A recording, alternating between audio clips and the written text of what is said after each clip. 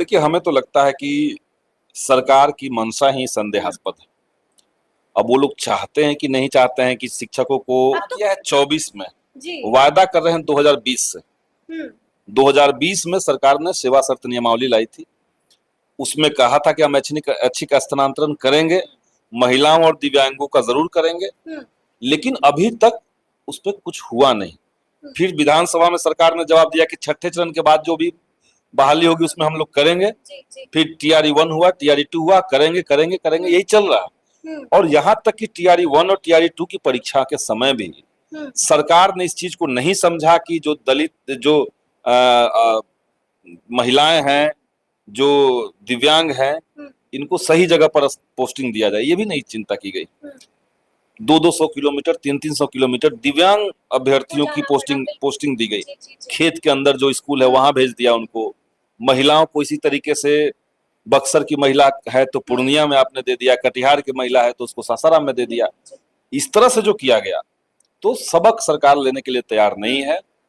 Agency committee भले बनाई गई है, लेकिन कमेटी का जो मंशा है वो भी साफ नहीं है। सवाल उठा रहे हैं क्योंकि पहले जो नियोजित शिक्षक थे, जो 15 साल से 20 साल से वो इंतजार में थे कि हमें मनचाहे जगह पर या हम मनचाहा जिला मिलेगा, वो लोग इंतजार में थे।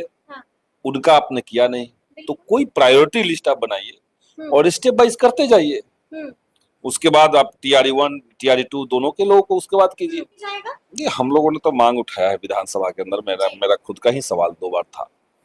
और हम तो ये भी चाहते हैं कि सरकार, कमेटी को छोड़ दीजिए, कमेटी में किस तरह के लोग हैं और अधिकारियों का मनोबल शिक्षकों को लेकर के किस तरह से विपरीत दिशा में बढ़ा हुआ है, बल्कि टारगेट करने का टीचर्स को ज्यादा लोग प्लान रखते हैं। तो सबक सिखा देंगे, ये अप्रोच से सरकार भी चलती है, शिक्षा विभाग के कुछ अधिकारी भी चलते हैं।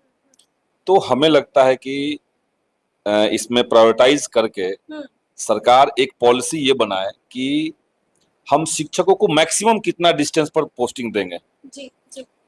आप 50 किलोमीटर रखिए, 30 किलोमीटर रखिए, 10 किलोमीटर रखिए, 20 किलोमीटर रखिए, लेकिन 200 किलोमीटर आप रखेंगे और हमारे जो टीचर हैं उनको 9 बजे स्कूल पहुंचना है। मुख्यमंत्री ने कहा कि 10 से 4 स्कूल चलेगा। अभी तक बिहार में 9 बजे प्रार्थना का शुरुआत हो जा रहा है, 8:30 पौने 9 तक टीचर पहुंच रहे हैं। जो 8:30 में पहुंचना है जिनको, वो घर से 6 बजे निकल रहे हैं क्योंकि पोस्टिंग उनको ट्रेन से जाना है।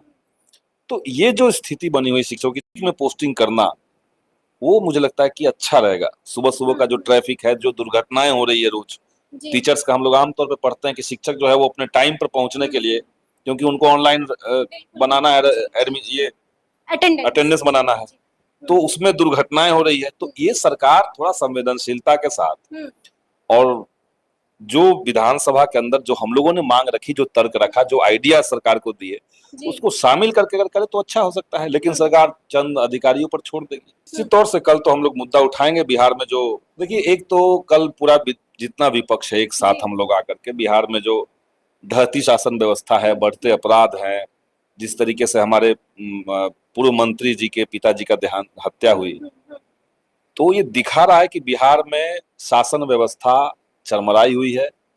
जो क्रिमिनल्स हैं, जो अपराधी हैं, जो सामंती तत्व हैं, उनका मनोबल बढ़ा हुआ है, उनको कहीं ना कहीं सत्ता का संरक्षण मिला हुआ है। तो हम इस बात को हम लोग उठाएंगे कि भाई बिहार की आम जनता क्यों भय के साए में रहेगी। और शिक्षकों का मुद्दा, एक जरूरी मुद्दा हम और विधानसभा में हमने दिया हुआ है। हमने कहा कि बिहार में स्कूलों की जो दशा है, उसमें सरकार अगर एक पहलकदमी ले कि जितने वित्तरहित या अनुदानित विद्यालय या डिग्री कॉलेज है, उन सबको सरकार अधिग्रहित कर ले, क्योंकि उसमें से जिसको पहले सरकार कोड दे चुकी थी, जिसको अनुदान सरकार दे रही थी, उसको 2018 के बाद से उनका कोड रद्द कर दिया गया है। और हजारों की संख्या में बिहार के अंदर स्कूल ऐसे हैं जहाँ के शिक्षक कर्मचारी का जो है जीवन यापन मुश्किल में पड़ा हुआ है। और वहां जो बच्चों का एडमिशन होता था, दाखिला होता था, और उसमें ज्यादातर गांव देहात के गर्ल्स हाई स्कूल है, उन सब की दशा बहुत खराब हो गई। वहां बच्चों का एडमिशन धीरे धीरे रुक जाएगा, क्योंकि वहां मैट्रिक का परीक्षा नहीं वहां से दे पाएंगे।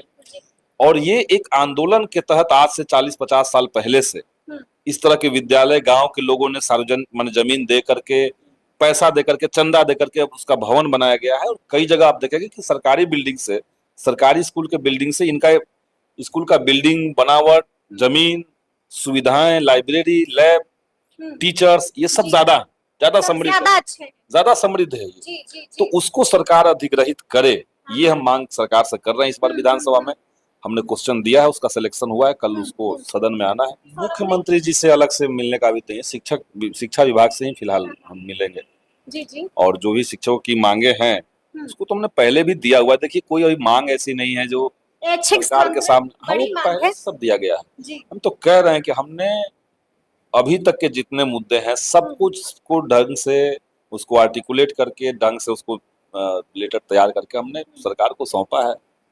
लेकिन सरकार की संवेदनशीलता कम है और शिक्षकों को लेकर के कम सरकार सोचती है, हमें लगता है कि, और टारगेट करना ज्यादा मकसद सरकार का है। और हम नहीं मानते हैं कि कोई अधिकारी आकर कैसे करने लगेगा जब तक सरकार का ऊपर से संरक्षण नहीं है। जी, ये अलग बात है जी, कि जी। बिहार में सरकार कोई मुख्यमंत्री नहीं चला रहे हैं, हाँ। चंद जो अधिकारी हैं, चंद जो उनके करीबी लोग हैं, वही लोग सब देख रहे हैं। अब देखिए परीक्षा हुई है, अब इसमें क्या गड़बड़ियां तो कुछ ना कुछ हुई ही हैं जो सब सुनने में आ रहा है। अब इसमें कितनी गहराई है, इसका कितना दायरा है, उस लिहाज से आयोग को कार्रवाई करनी चाहिए। लेकिन इतना जरूर कहेंगे कि ये जो परीक्षा प्रणाली बिहार के अंदर, देश के अंदर इतना लगातार अविश्वसनीय बनते जा रहा है, और खास करके पिछले 10 सालों में हम देख रहे हैं कि इसमें बहुत ऑर्गेनाइज तरीके से पेपर लीक की घटनाएं, सेटिंग की घटनाएं, सब चीज को सेंट्रलाइज करके उसको गड़बड़ कर देने की चीजें, ये ज्यादा जो हो रही है, इस पे सरकार को संज्ञान लेना चाहिए। विद्यार्थियों का, अभ्यर्थियों का परीक्षा पर से यकीन होना, उठना, ये चिंता की बात है। सरकार को इसको सोचना चाहिए और नीतिगत फैसले लेने चाहिए। सबसे बड़ी बात है कि जो भी आयोग या विभाग है जो परीक्षाएं ले रही है, या सरकार ने जो एजेंसी तय कर दिया है, उनकी ढंग से जांच हो। ये पूरे बिहार में कुकुरमुत्ते की तरह आप देखिएगा कि परीक्षा सेंटर ऑर्गेनाइज करने वाली एजेंसियां बनी हुई है, उसमें काफी पैसा है, फीस परीक्षा के नाम पर विभाग या आयोग लेता है, उसका एक बड़ा हिस्सा उनको सेंटर को मिलता है, और वो बाहर से सेटिंग करके, गड़बड़ करके, ये सब करके वो लोग चलाते हैं। तो इसको लेकर के भी सरकार की एक ठोस नीति होनी चाहिए, सरकार के पास अपना इंफ्रास्ट्रक्चर होना चाहिए। ये गहराई से चीजों को देखना पड़ेगा। अब जहां तक TRE 3 की बात है, तो इसमें कहां तक क्या पेपर लीक हुआ है, क्या हुआ है, कितना नकल हुआ है, उसको देखते हुए हम लोग फिर आगे इस पे मांग करेंगे सरकार से, अगर जरूरत पड़ेगा। मांग तो हमारी है कि रीनीट होनी चाहिए, और केवल रीनीट की बात नहीं है, NTA जो संस्थान है, जो एजेंसी है, उसका कोई अस्तित्व न हो, को स्क्रैप किया जाए। अच्छा, उसको समाप्त किया जाए। NTA का लाने का मकसद गलत था, गलत मकसद से गलत काम करने के लिए ये एजेंसी बना है।